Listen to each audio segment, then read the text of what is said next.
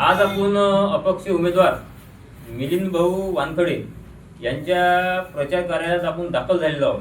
त्यांच्याशी विशेष चर्चा करण्यासाठी आपल्यासोबत अपक्ष उमेदवार रवारेट साहेब, शिलाताई रवारेट साहेब यांचे चिरंजीव आपल्यासोबत जुळलेले आहेत आणि अपक्ष उमेदवार मिलिंद भाऊ वानखडे हे आपल्यासोबत जुळलेले आहेत.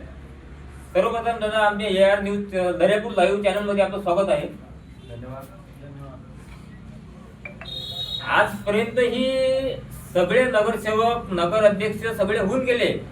सगळ्यांनी आश्वासन दिले की बा 20 ते 25 वर्षापासून जे निवासस्थानी त्यांच्या घरामध्ये राहत आहेत पण त्यांना कायमस्वरूपी पट्टे आजपर्यंत मिळाले नाही.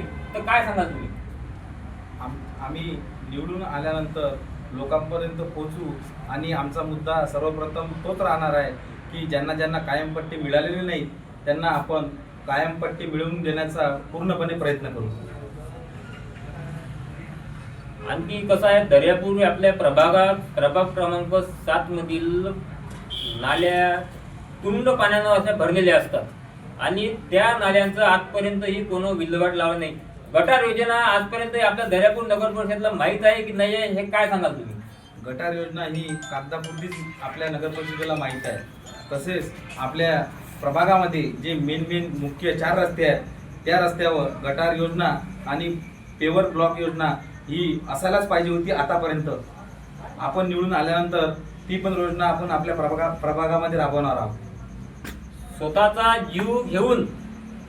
स्वतःचा जीव एकदम धोक्यात पाडून, कदाचित डेंग्यूचे मच्छर असतात, काही असते, तो जीव असा आपल्या धोक्यात घेऊन कॉन्ट्रॅक्टदारी बेसवर जर समोरचे 2002 पासून किंवा 2000 पासून आपला कॉन्ट्रॅक्टदारी बेसवर जीव घेऊन जर लोकांचे पुन्हाने जर लोक उचलत असतील तर त्यांना कॉन्ट्रॅक्टदारी बेसवर अजूनही ठेवलेला आहे, परमनंट केलेला आहे. काय सांगाल?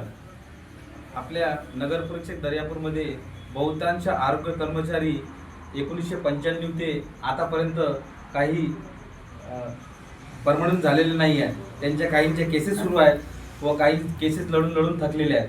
आपण आल्यानंतर ते परमनंट कसे होतील ते आपण पूर्णपणे त्याच्यावर फोकस करू आणि त्यांच्यासाठी आपण लढा उभारू. कदाचित आपण निवडून आले आज अपक्ष उमेदवार, आपल्यासोबत जनतेचा प्रतिक्रिया काय बोलते? आतापर्यंत तर आजच्या दिवसापर्यंत जनतेचा आम्हाला भरपूर सहयोग लाभलेला आहे. जनतेनेच आम्हाला स्वतःहून आम्हाला उमेदवारी अर्ज दाखल करायला लावलेला आहे. त्याच्यामुळं आमचा जनतेवर व जनतेचा आमच्यावर भरपूर विश्वास आहे.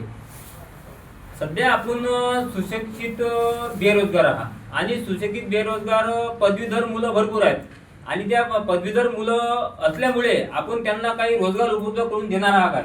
आपण त्यांना रोजगार पण उपलब्ध करून देऊ.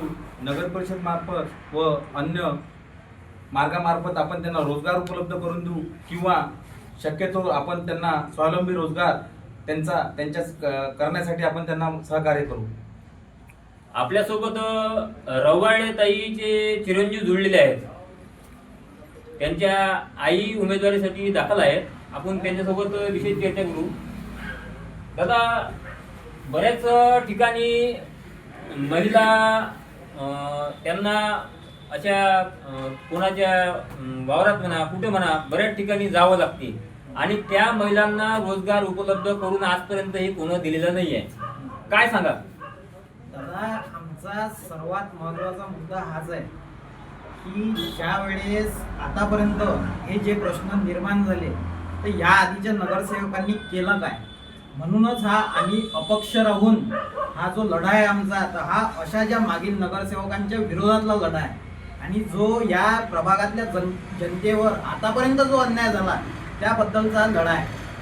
प्रत्येक जण आपापल्या स्वार्थासाठी इथे निवडणूक, लोकांच्या जनतेच्या कल्याणाची कोणालाच काही चिंता नाही. लोकांच्या समाजकारणासाठी फक्त राजकारण करायचं आणि बाजूला व्हायचं, लोकांशी काही घेणेदेणं नाही. हे या आधीच्या नगरसेवकांनी केलेलं आहे. म्हणूनच आम्ही हा जो हा लढा करतोय तो हा लढा एक क्रांती घडवून येईल असा आम्हाला विश्वास आहे.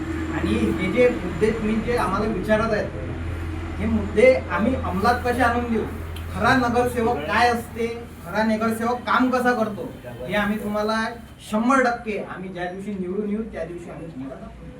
महिलांच्या आर्थिक सहाय्यासाठी आपण काय कराल? महिलांच्या आर्थिक सहाय्यासाठी रोजगार जिथे जिथे उपलब्ध होईल आपल्याकडे आता जे आहेत आमच्याकडे MIDC आहे. MIDC आणखीन अशा MIDC मध्ये भरपूर फॅक्टरीज आहेत. प्रत्येकाने जो मजूर वर्ग आहे तो आमच्या प्रभागात आहे. जो मजूर वर्ग आहे तो प्रभागात आहे, तर त्या महिलांना त्या फॅक्टरी सोबत कॉम्बिनेशन करून त्यांच्याशी टायअप करून आम्ही आमच्या महिलांना कसा रोजगार देऊ शकू, ज्या अर्थी त्या महिलांना रोजगार मिळेल. कुठे कोणाला शेतात जायचं काम नाही पडेल. शेतातही जातात असं काही नाही, महिला शेतात पण जातात. पण जो रोजगार असते, ज्यावेळेस उन्हाळ्यात शेतात पिकं नसतात त्यावेळेस त्या बाया काय करतात, ज्यांचं पोट हातमजुरीवर आहे, त्या अशा बायांचं जे शेतीला लागून जो व्यवसाय असतो, म्हणजे शेतीच्या आधारात जसे जिनिंग प्रेसिंगचे आमचा भरपूर मोठा व्यवसाय आहे. आमच्याकडे दर्यापूर तालुक्यात भरपूर मोठा जिनिंग प्रेसिंगचा व्यवसाय आहे. ग्रेडिंगचे MIDC मध्ये जे फॅक्टरीज आहेत, ग्रेडिंगच्या फॅक्टरीज, अशा भरपूर साऱ्या फॅक्टरीज आहेत. तर या फॅक्टरी सोबत जर आम्ही आमच्या प्रभागांच्या बायांचं टायअप करून देऊ तर त्या बायांना नेहमीसाठी रोजगार उपलब्ध होतो. आपल्यासोबत काही नागरिक जुळलेले आहेत, काय सांगाल दादा? मी हरिभाऊ मिलिंद मानकडे आणि वरदभाऊ चव्हाण यांच्यासोबत पहिल्यापासून जोडलो. आणि हे दोघं जण म्हणजे एवढे उमेद आहे, ते दोघं जण काम करून टाकू.